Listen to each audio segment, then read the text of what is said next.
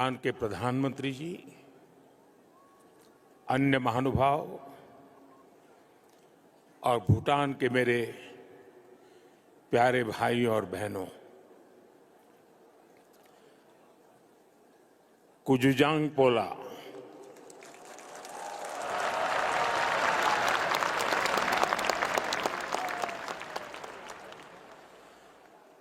आज का दिन भूटान के लिए, भूटान के राज परिवार के लिए और विश्व शांति में विश्वास रखने वाले सभी लोगों के लिए बहुत अहम है। सदियों से भारत और भूटान का संबंध बहुत ही गहन, आत्मीय और सांस्कृतिक नाता रहा है और इसलिए इस महत्वपूर्ण अवसर पर शामिल होना भारत का और मेरा कमिटमेंट था। लेकिन आज मैं यहां बहुत भारी मन से आया हूं। कल शाम दिल्ली में हुई भयावह घटना ने सभी के मन को व्यथित कर दिया है। मैं पीड़ित परिवारों का दुख समझता हूं। आज पूरा देश उनके साथ खड़ा है। मैं कल रात भर इस घटना की जांच में जुटी सभी एजेंसियों के साथ, सभी महत्वपूर्ण लोगों के साथ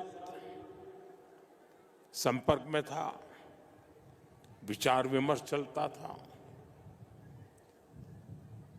जानकारियों के तार जोड़े जा रहे थे। हमारी एजेंसियां इस षड्यंत्र की तह तक जाएगी। इसके पीछे के षड्यंत्रकारियों को बख्शा नहीं जाएगा। All those responsible will be brought to justice.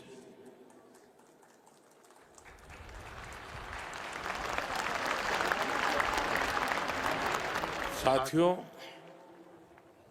आज यहां एक तरफ गुरु पद्म संभव के आशीर्वाद के साथ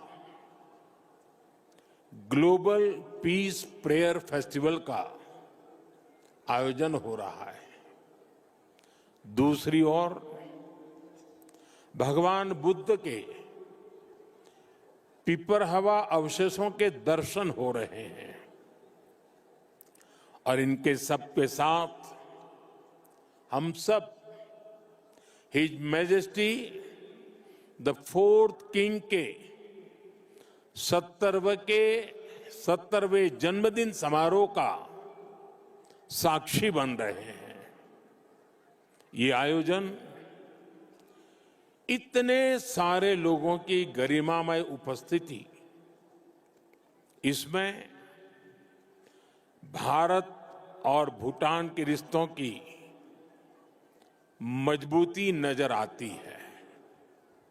साथियों, भारत में हमारे पुरखों की प्रेरणा है वसुधैव कुटुंबकम, यानी पूरा विश्व एक परिवार है।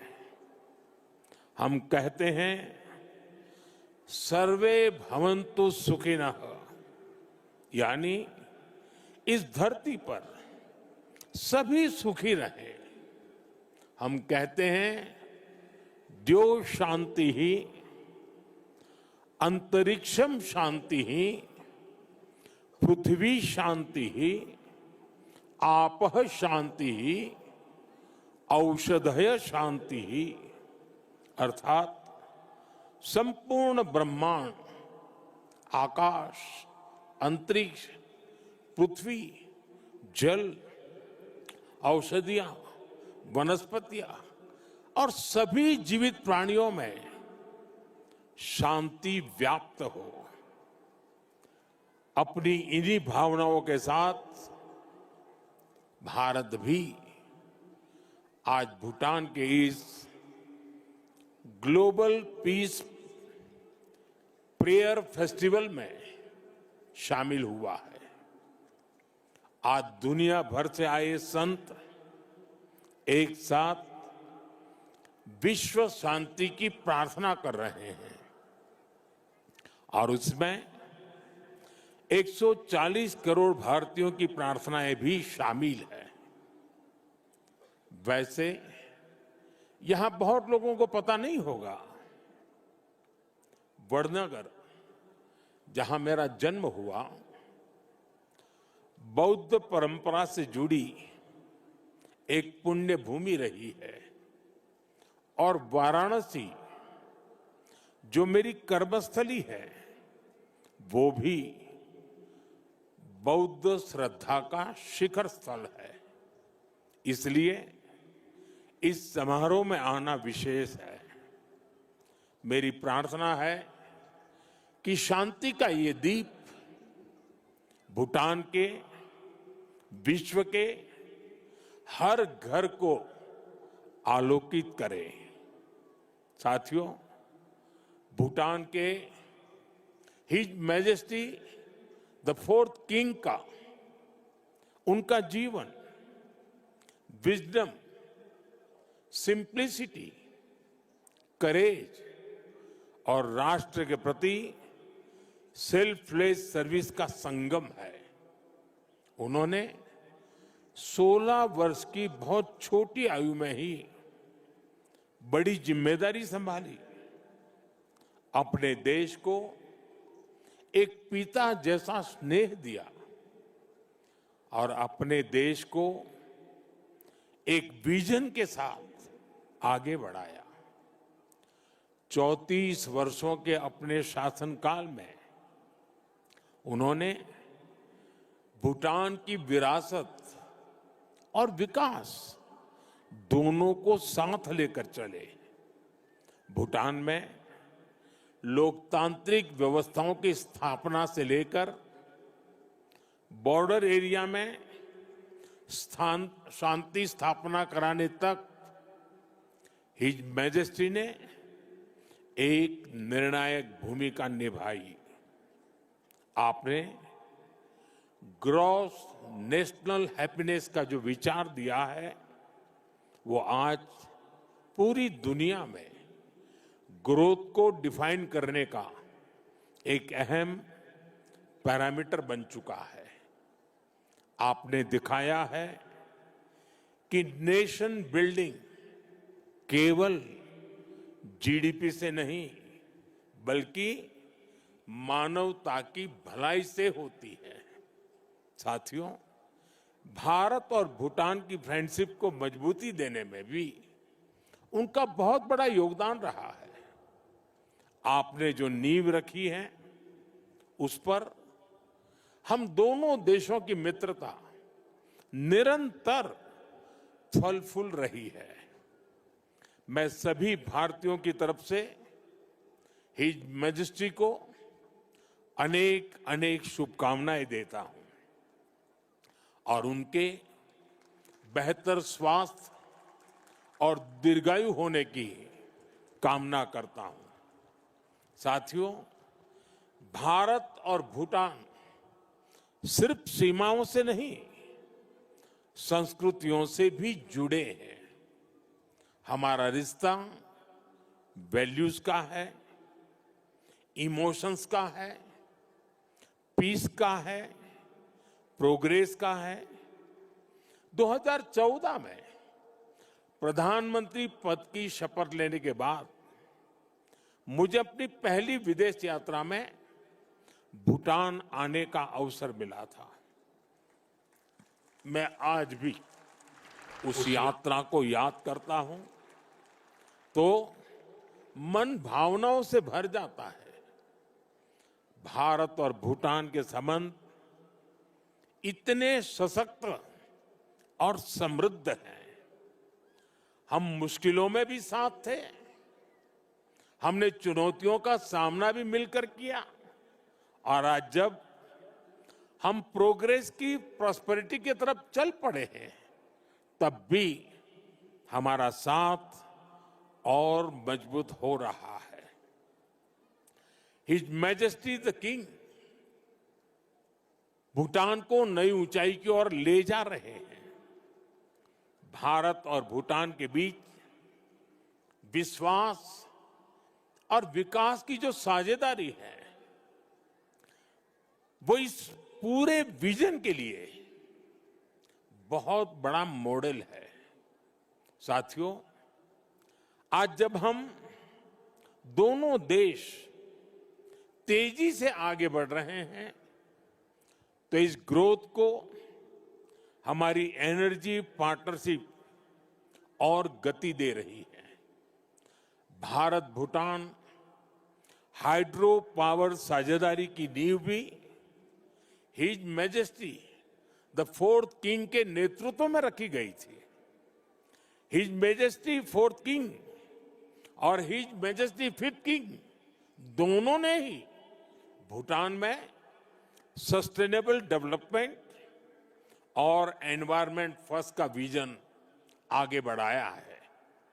आपके इसी विजन की नींव पर आज भूटान विश्व का पहला कार्बन नेगेटिव देश बना है। ये एक असाधारण उपलब्धि है। आज per capita renewable energy generation में भी भूटान विश्व के सर्वोच्च देशों में से एक है। साथियों, भूटान आज अपनी इलेक्ट्रिसिटी 100% रिन्यूएबल स्रोत से उत्पन्न करता है।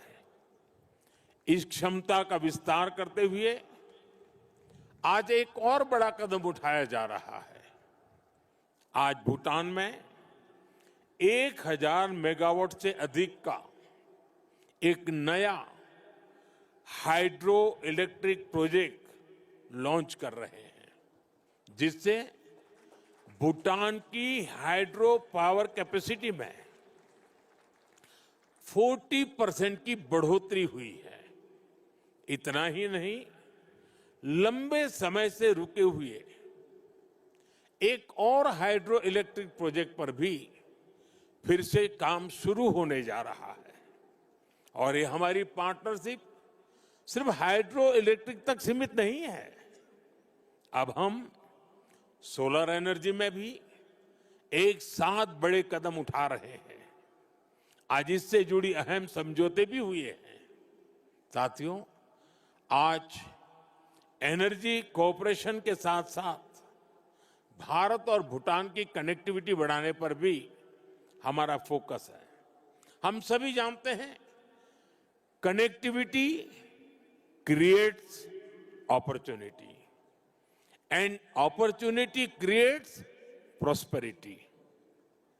इसी लक्ष्य के साथ आने वाले समय में गैलेफू और सामर्थ्य शहरों को भारत के विशाल रेल नेटवर्क से जोड़ने का फैसला लिया गया है। इस प्रोजेक्ट के पूरा होने से यहां की इंडस्ट्री का, भूटान के किसानों का भारत के विशाल मार्केट तक एक्सेस और आसान हो जाएगा। साथियों, रेल और रोड कनेक्टिविटी, इसके साथ साथ हम बॉर्डर इंफ्रास्ट्रक्चर पर भी तेजी से आगे बढ़ रहे हैं। हिज मैजेस्टी ने जिस गैलेफू माइंडफुलनेस सिटी के विजन पर काम शुरू किया है, भारत उसके लिए भी हर संभव सहयोग कर रहा है। मैं आज इस मंच से एक और महत्वपूर्ण घोषणा कर रहा हूं। आने वाले समय में भारत गैलेफू के पास इमिग्रेशन चेक पॉइंट भी बनाने जा रहा है, ताकि यहां आने वाले विजिटर्स और इन्वेस्टर्स को इससे और सुविधा मिल सके। साथियों, भारत और भूटान की प्रगति और समृद्धि एक दूसरे से जुड़े हुए हैं और इसी भावना से भारत सरकार ने पिछले वर्ष भूटान के 5 ईयर प्लान के लिए 10,000 करोड़ रुपीस सहयोग की घोषणा की थी। ये फंड रोड से लेकर एग्रीकल्चर तक, फाइनेंस से लेकर हेल्थ केयर तक, ऐसे हर सेक्टर में उपयोग हो रहा है, जिससे भूटान के नागरिकों की ईज ऑफ लिविंग बढ़ रही है। बीते समय में भारत ने ऐसे कई मेजर्स लिए हैं जिससे भूटान के लोगों को एसेंशियल आइटम्स की निरंतर सप्लाई मिलती रहे और अब तो यहां यूपीआई पेमेंट्स की सुविधा का भी विस्तार हो रहा है। हम इस दिशा में भी काम कर रहे हैं कि भूटान के नागरिकों को भी भारत आने पर यूपीआई सुविधा मिले। साथियों, भारत और भूटान के बीच की इस मजबूत पार्टनरशिप का सबसे ज्यादा फायदा हमारे यूथ को हो रहा है। His majesty national service voluntary service और इनोवेशन को लेकर बेहतरीन काम कर रहे हैं और हिज मैजेस्टी का यूथ को एम्पावर करने का जो विजन है, उन्हें टेक एनेबल बनाने की जो सोच है, उससे भूटान का युवा बहुत बड़े लेवल पर इंस्पायर हो रहा है। Education, innovation, skill development, sports, space, culture, ऐसे अनेक सेक्टर्स पे भारत भूटान के युवाओं के बीच सहयोग बढ़ रहा है। आज हमारे युवा साथ मिलकर एक सैटेलाइट भी बना रहे हैं। भारत और भूटान दोनों के लिए यह बहुत महत्वपूर्ण अचीवमेंट है। साथियों, भारत और भूटान के संबंधों की एक बड़ी शक्ति हमारे लोगों के बीच का आत्मिक संबंध है। 2 महीने पहले भारत के राजगीर में रॉयल बोटानिस्ट टेम्पल का उद्घाटन हुआ है। अब इस प्रयास का भारत के अन्य हिस्सों में भी विस्तार हो रहा है। भूटान के लोगों की इच्छा थी कि वाराणसी में भूटानी टेम्पल और गेस्ट हाउस बने। इसके लिए भारत सरकार आवश्यक लैंड उपलब्ध करा रही है। इन टेम्पल्स के द्वारा अपने बहुमूल्य और ऐतिहासिक संबंधों को, सांस्कृतिक संबंधों को और सुदृढ़ बना रहे हैं। साथियों, मेरी कामना है भारत और भूटान पीस, प्रॉस्पेरिटी और शेयर्ड प्रोग्रेस के रास्ते पर ऐसे ही चलते रहे। भगवान बुद्ध और गुरु रिनपोछे का आशीर्वाद हम दोनों देशों पर बना रहे। आप सभी का फिर से बहुत बहुत आभार। धन्यवाद। तो आप थिम्पू भूटान से सीधे ये प्रसारण देख रहे थे, प्रधानमंत्री नरेंद्र मोदी का संबोधन। और अपने संबोधन में प्रधानमंत्री नरेंद्र मोदी ने जहां दोनों देशों के बीच के